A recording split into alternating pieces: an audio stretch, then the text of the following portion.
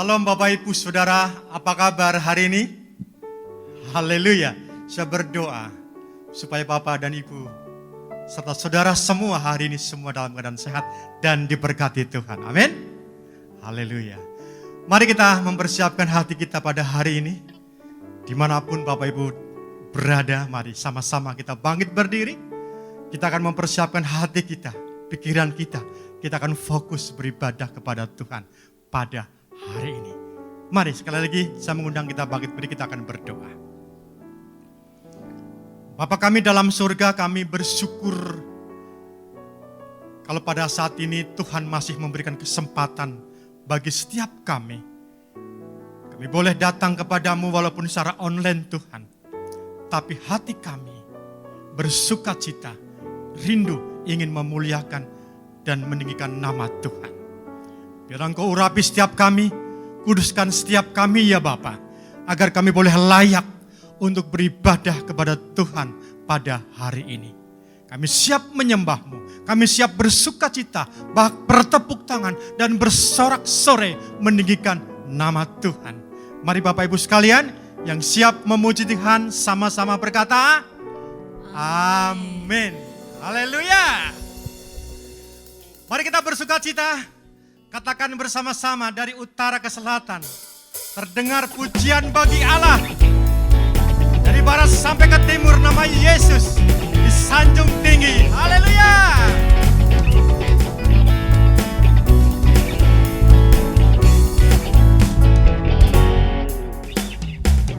Dari utara ke selatan terdengar pujian bagi Allah.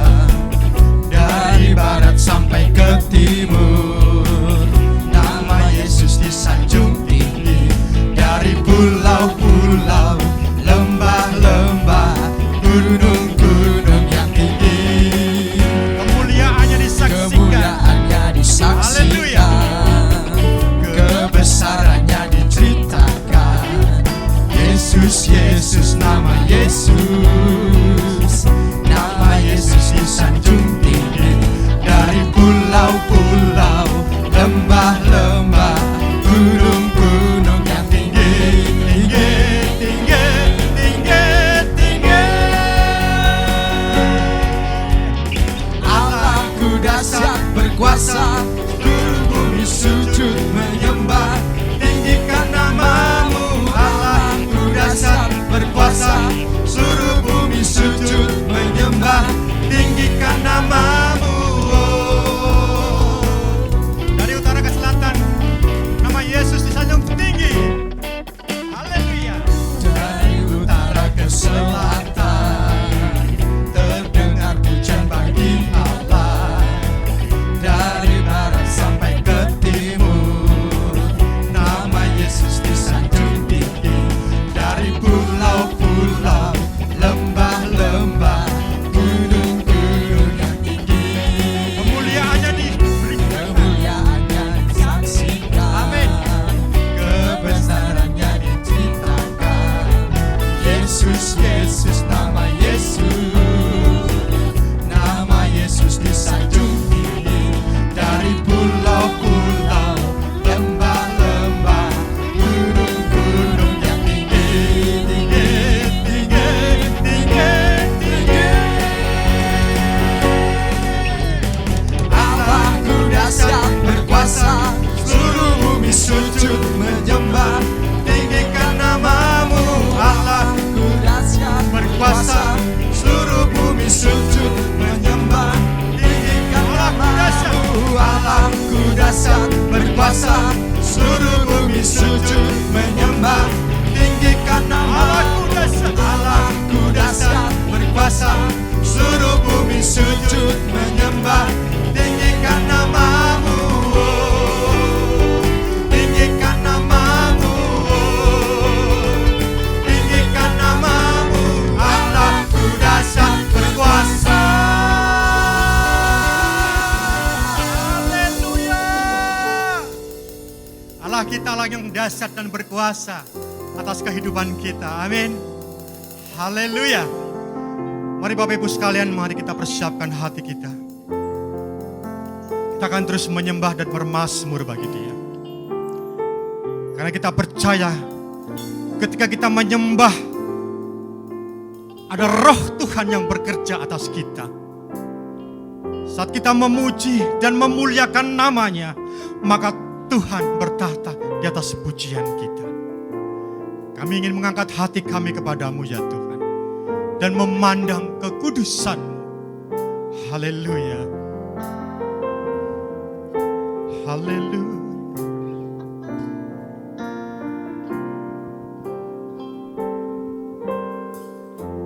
Saat ku menyembah-Mu, Roh-Mu bekerja.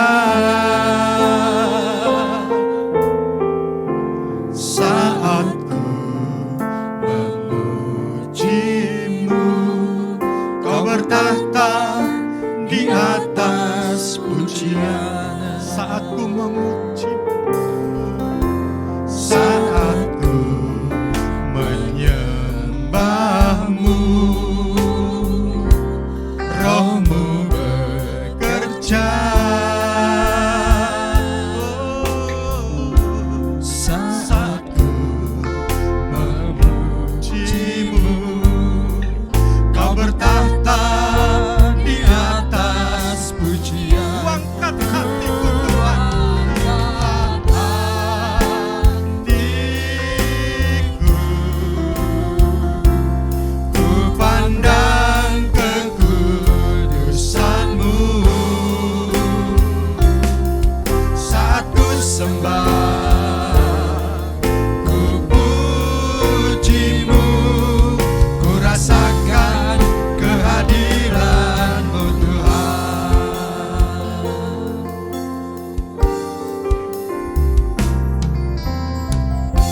Saat ku menyembah-Mu,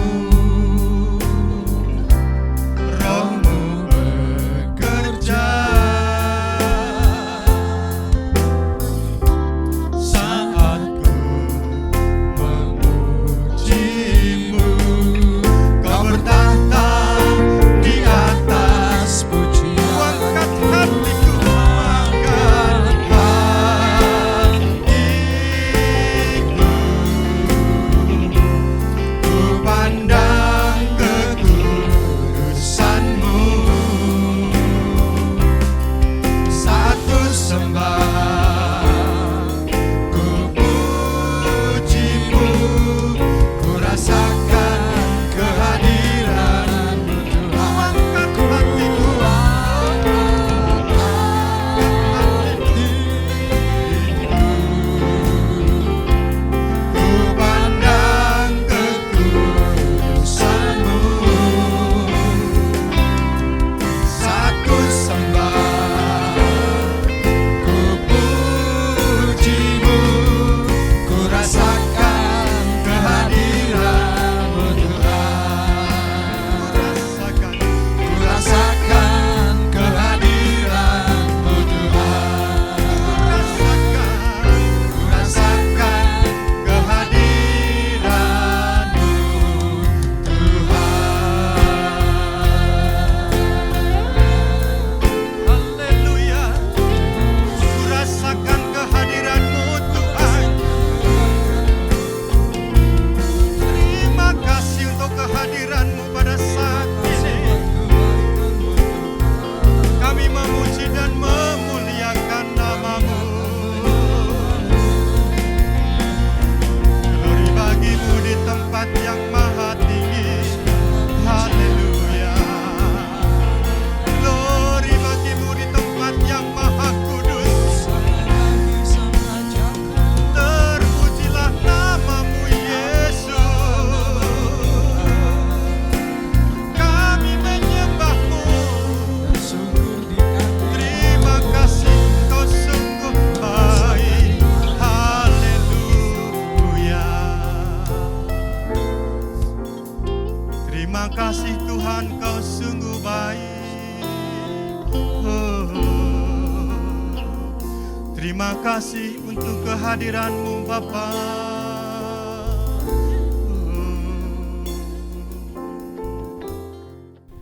Shalom, Bapak Ibu Saudara yang kekasih di dalam Tuhan.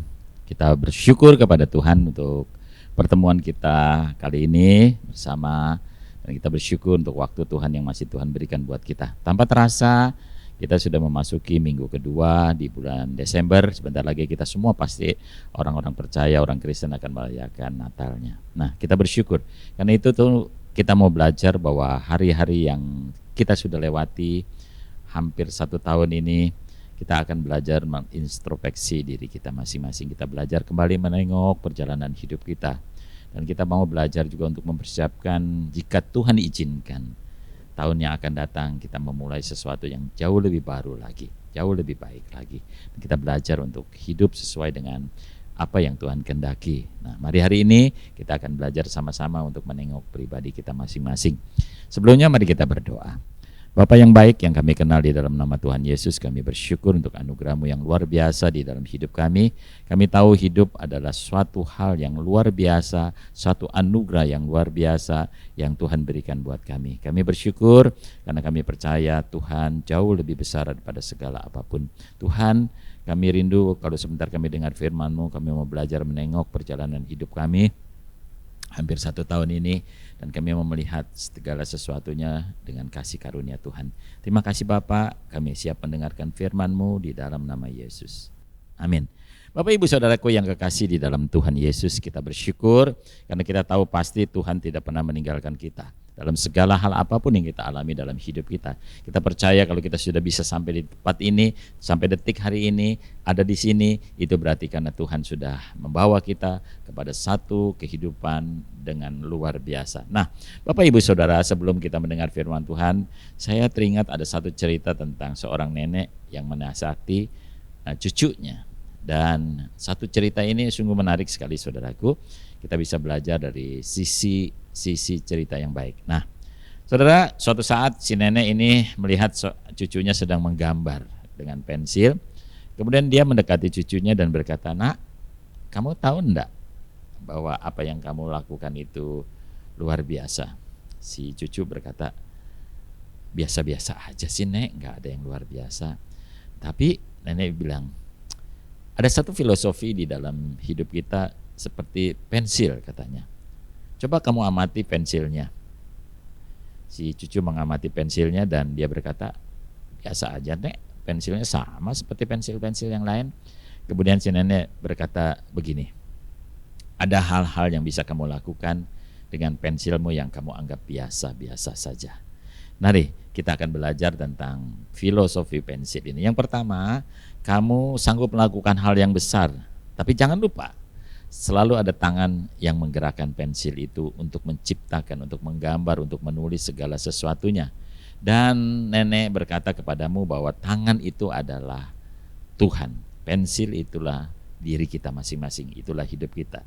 Kita bisa belajar bahwa ingat sekali lagi, kita bisa bergerak, kita bisa hidup, kita bisa melakukan apapun karena ada tangan Tuhan di dalamnya. Yang kedua, sesekali nanti kamu akan pasti berhenti untuk meraut pensil.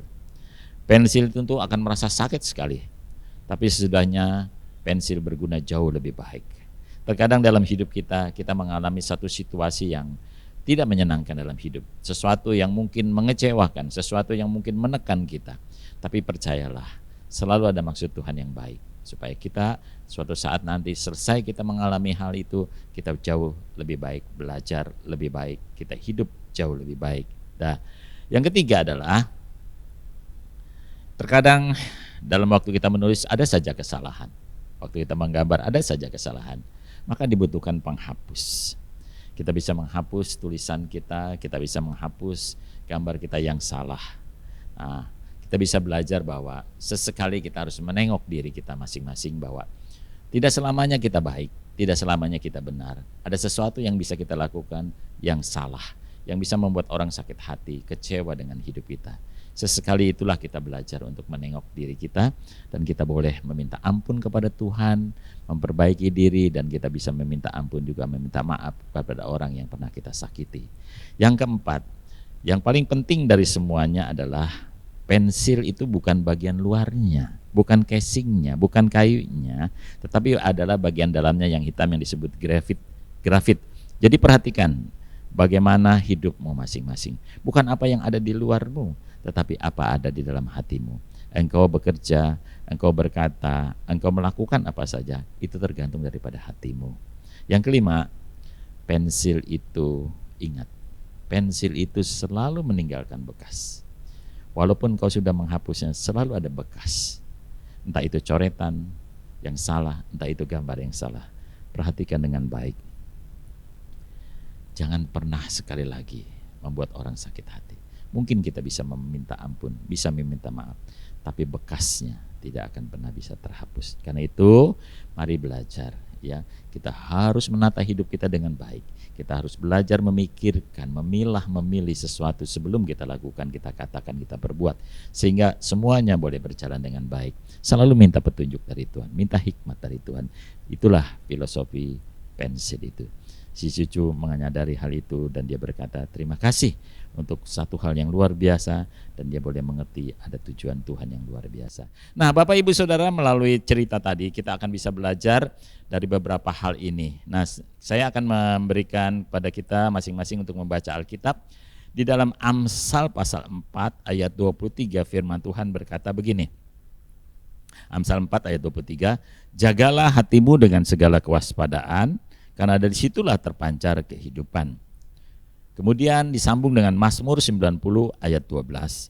Ajarlah kami menghitung hari-hari kami sedemikian, hingga kami peroleh hati yang bijaksana. Ditambah lagi dalam Pengkhotbah 3 ayat pertama berkata, untuk segala sesuatu ada masanya, untuk apapun di bawah langit ada waktunya. Mazmur 141 ayat 3 mengatakan demikian, awasilah mulutku ya Tuhan, berjagalah pada pintu bibirku. Nah, Bapak Ibu Saudaraku yang kekasih di dalam Tuhan, kita bisa belajar dari ayat-ayat ini untuk mempersiapkan diri kita.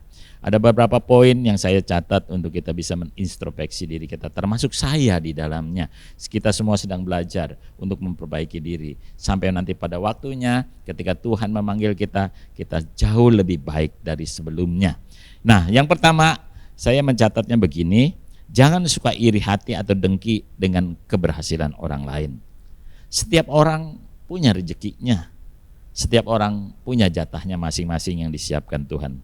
Kita tidak punya hak untuk berkata, kok aku berbeda dengan orang lain. Kenapa sepertinya Tuhan tidak adil? Saudaraku, kita harus mengingat bahwa Tuhan adalah Tuhan yang maha tahu. Dia tahu kemampuan kita dalam menanggung segala sesuatu. Kalau kita menyadari bahwa kita datang ke dunia ini tanpa membawa apapun, apalagi kekayaan, keberhasilan, pangkat, kedudukan, semua karena anugerah, semua karena pinjaman, semua karena kepercayaan Tuhan untuk kita gunakan di hidup kita. Tetapi jangan lupa, segala sesuatu yang dipinjamkan Tuhan akan diminta pertanggungjawabnya. Karena itu, mari kita belajar untuk menyadari diri kita bahwa jangan sampai berkat yang Allah berikan, walaupun menurut kita ukuran manusia itu kecil, itu bisa menjadi kutuk. Kita harus belajar untuk bersikap baik, bersyukur kepada Tuhan. Besar kecilnya berkat itu tidak tergantung apa yang kita ukurkan, tapi bagaimana manfaat dari berkat-berkat Tuhan di dalam hidup kita. Jangan lupa saudara, semakin engkau dipercayakan banyak, semakin tanggung jawabmu semakin besar. Karena itu belajar kalau engkau menikmati hari ini, seberapapun yang engkau bisa nikmati, belajarlah untuk selalu berkata Tuhan itu baik. Ya, jangan pernah iri dengan keberhasilan orang lain. Semua orang sedang menghidupi hidupnya dengan saat ini dengan segala hal yang dia pernah alami. Proses demi proses dia sudah alami. Mungkin kita tidak mengerti prosesnya. Sehingga ketika kita melihat semuanya karena dia sudah berhasil. Karena itu Bapak Ibu Saudaraku yang kekasih, belajarlah untuk tidak membandingkan diri kita dengan orang lain.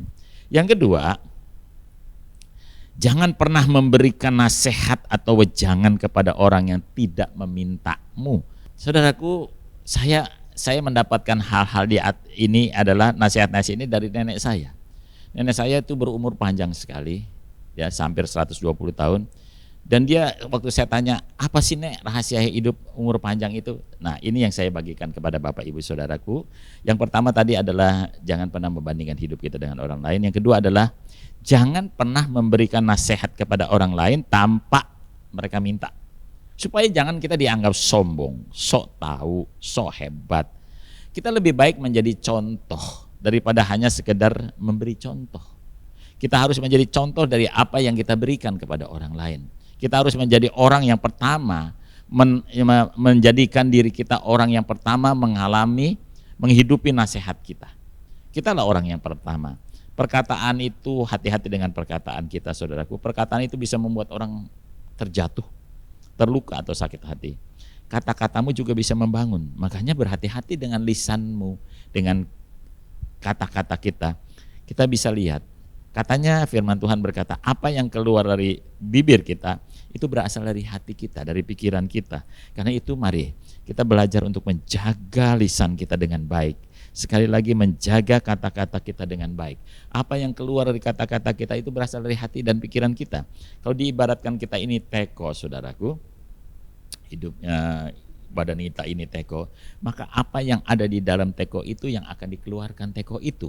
Artinya isi hati kita yang akan keluar melalui bibir kita, itu yang terjadi. Karena itu hati-hati sekali lagi dengan kata-kata kita, renungkan, pikirkan sebelum kata-kata itu dikeluarkan. Apakah kata-kata kita bermanfaat buat orang lain? Apakah kata-kata kita berguna buat orang lain? Apakah kata-kata kita akan menyakitkan orang lain? Saya paling banyak belajar untuk ini, karena saya adalah orang yang paling gampang cepat sekali berkata-kata. Karena apa, saudaraku? Karena saya masih harus belajar banyak untuk tidak menyakiti orang lain lewat kata-kata saya. Yang ketiga adalah jangan menyombongkan diri. Kalau engkau ada sampai hari ini, percayalah itu semua karena Tuhan. Bukan karena kita, bukan karena hebatnya kita. Dan ada orang-orang yang bersama dengan kita. Ada orang selalu menyokong kita. Ada orang yang selalu membantu kita. Bahkan ada orang-orang yang selalu mengharapkan, mendoakan kita menjadi orang yang berhasil. Jangan pernah lupa itu, saudaraku. Di dunia ini tidak ada yang perlu kita banggakan, kita sombongkan.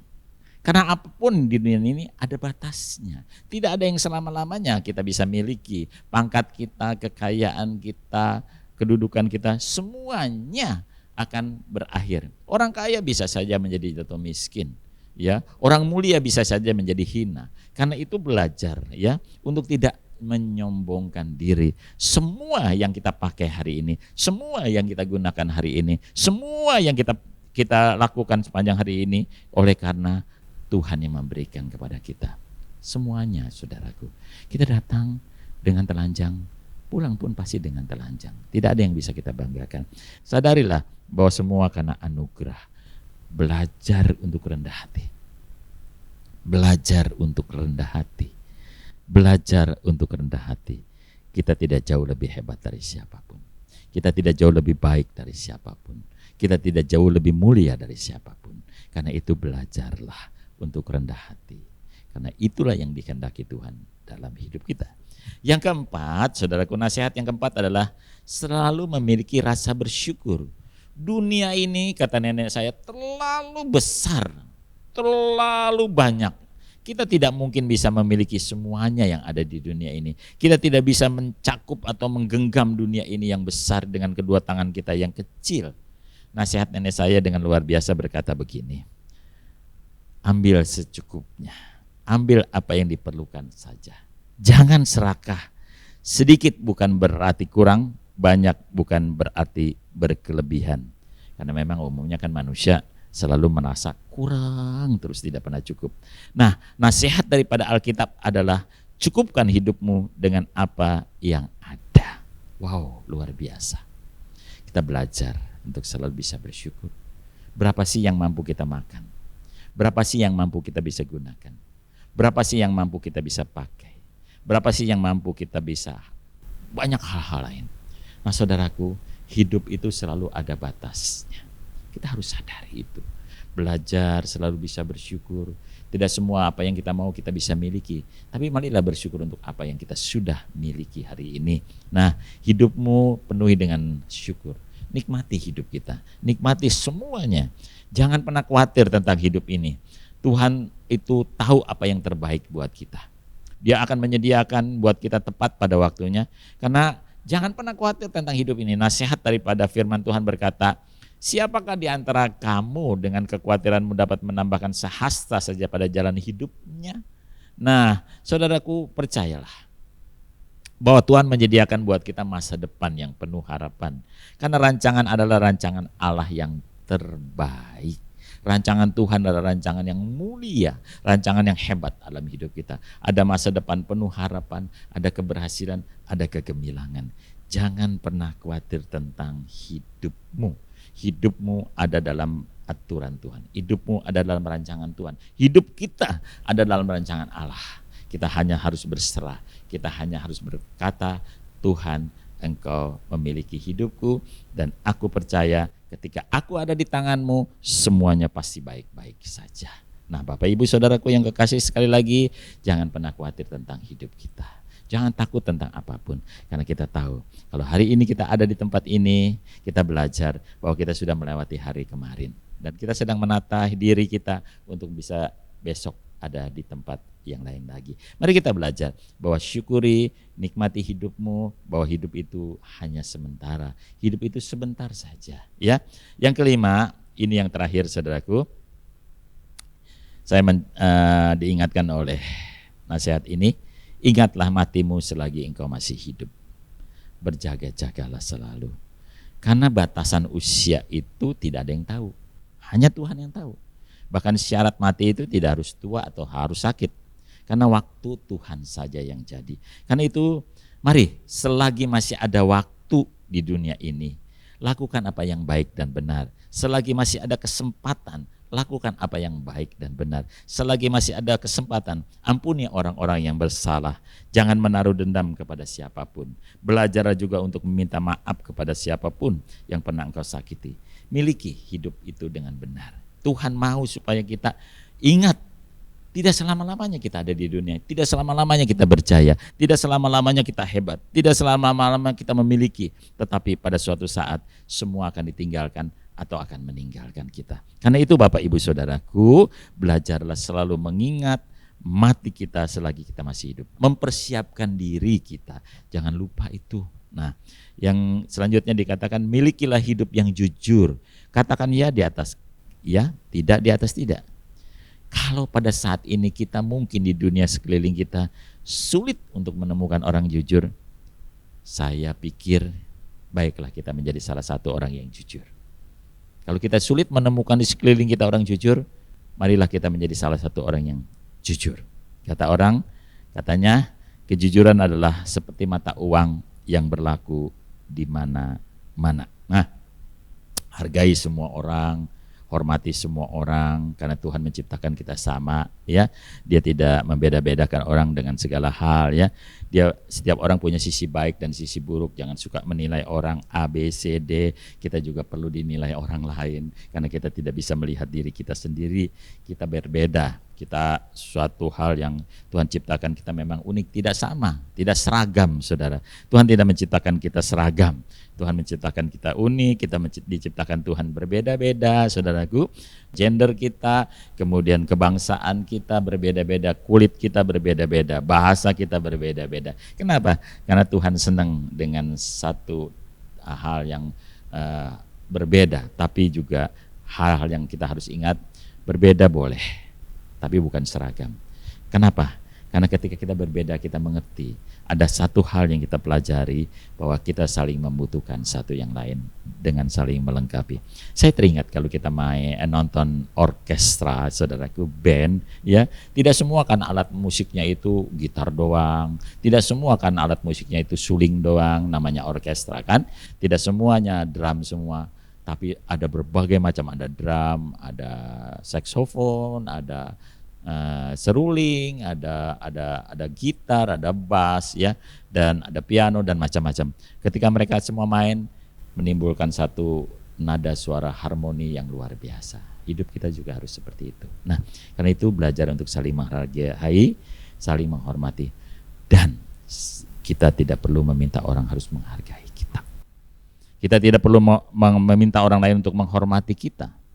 Hak semua orang untuk menghormati atau tidak kita ini. Karena itu jangan paksakan orang lain untuk menghargaimu dan tidak ada kewajiban untuk orang menghargaimu. Nah, terakhir adalah saya diingatkan kembali dengan satu kata begini. Sesungguhnya pakaian yang engkau akan pakai paling baik dan paling bersih pada waktu engkau meninggal nanti adalah bukan pakaian yang hebat, bukan pakaian yang bagus, tetapi adalah pakaianmu yang bersih adalah hatimu dan hidupmu yang bersih. Ketika kita menghadap tahta kemuliaan Tuhan, kita didapati dalam keadaan baik dan benar. Karena itu Bapak Ibu Saudaraku yang kekasih di dalam Tuhan, mari kita sama-sama belajar. Saya sedang belajar, semua sedang belajar. Saya percaya bahwa nasihat ini baik karena semua adalah untuk kita dari Tuhan. Karena itu marilah kita belajar, tengok diri kita masing-masing, ya. Jangan pernah membandingkan diri kita dengan orang lain, saudaraku, karena kita semua berbeda-beda. Tuhan menciptakan kita berbeda-beda, kita harus belajar. Jangan suka iri dengan orang lain. Jangan pernah, ya saudaraku, memberi nasihat kepada orang lain tanpa diminta. Jaga lisan kita, jaga mulut kita, jaga bibir kita. Jangan suka menyombongkan diri dan belajar bersyukur. Dan yang terakhir adalah jangan pernah kita lupakan suatu saat kita akan tinggalkan dunia ini. Nah, mari kita belajar, kita semua pasti akan bisa melakukannya bersama dengan Tuhan. Mari kita berdoa. Bapa yang baik yang kami kenal di dalam nama Tuhan Yesus, terima kasih untuk waktu-waktu bersama, baik dengan teman-teman, saudara-saudara, keluarga, bahkan juga yang terutama dengan Tuhan. Hari-hari yang kami lewati mungkin tidak selalu baik, tapi kami percaya selalu baik bersama dengan Tuhan. Karena kami percaya Tuhan, hari-hari yang kami lewati adalah hari-hari yang seperti Tuhan katakan, setambah hari bertambah jahat. Kami perlu Tuhan, perlindungan Tuhan yang sempurna atas kami dan atas keluarga kami dan atas teman-teman kami. Terima kasih untuk waktu-waktu yang luar biasa. Terima kasih untuk segala pembelajaran yang Tuhan berikan lewat peristiwa-peristiwa yang kami alami. Terpujilah Engkau ya Allahku di dalam nama Tuhan Yesus. Kami menyerahkan seluruh hidup kami ke depan ke dalam tangan kasih karunia Tuhan. Bapa yang baik, kami juga teringat untuk saudara-saudara kami, anak-anak-Mu yang ada di berbagai tempat di negeri ini, baik itu di pelosok-pelosok, di daerah-daerah pedalaman, bahkan di kota-kota besar. Tuhan yang memberkati mereka, Tuhan yang menjaga mereka, Tuhan yang melindungi mereka. Apapun yang mereka sedang alami, kami percaya Tuhan sedang mendidik kami untuk belajar bergantung kepada Tuhan. Berkati gereja-gereja yang ada di Indonesia, sinode-sinode yang ada di Indonesia, hamba-hamba Tuhan yang ada di seluruh Indonesia, anak-anak Tuhan yang ada seluruh di Indonesia, diberkati oleh Tuhan untuk menjadi berkat. Terima kasih kalau kami bernaung di Sinode Gereja Betel Indonesia, kami percaya Tuhan memberkati kami. Tuhan juga menjaga dan melindungi para pemimpin dari Sinode, bahkan pemimpin pusat dan daerah. Tuhan menyatakan kuasa-Mu atas mereka. Baik Tuhan, pemimpin sinode kami Bapak Rubin Adi Abraham, Tuhan berkati. Tuhan menyatakan kasih-Mu atasnya, hikmat yang Tuhan berikan atasnya untuk memimpin Gereja Betel Indonesia. Bahkan juga yang di perwakilan-perwakilan daerah, khusus Jawa Barat, Bapak Satria, Tuhan berkati. Semuanya untuk pelayanan-pelayanan yang luar biasa. Tuhan akan hikmat, Tuhan akan membawa setiap pemimpin-pemimpin kami untuk melayani dalam kasih Tuhan. Diberkati kami semua, para hamba-hamba-Mu Tuhan, bahkan seluruh umat-Mu di seluruh Indonesia ini, Tuhan memberkati kami. Bangsa kami yang besar Indonesia kami kasihi, Tuhan memberkati. Kami percaya nanti Tuhan kami akan melihat bangsa ini sangat-sangat diberkati oleh Tuhan. Ada banyak orang mengaku bahwa Engkau adalah Tuhan. Terima kasih Bapa, diberkati setiap langkah hidup kami semua dan Engkau memberkati kami. Dan sebelum kami akhiri Tuhan, kami rindu untuk menerima berkat dari Tuhan. Kekasih-kekasih Tuhan, terimalah berkat daripada Allah Bapa, Allah Anak dan Allah Roh Kudus di dalam nama Tuhan Yesus. Terimalah semua berkat ini dan jadilah berkat dimanapun kita sekalian berada. Yang diberkati, mari sama-sama kita katakan amin. Tuhan Yesus memberkati.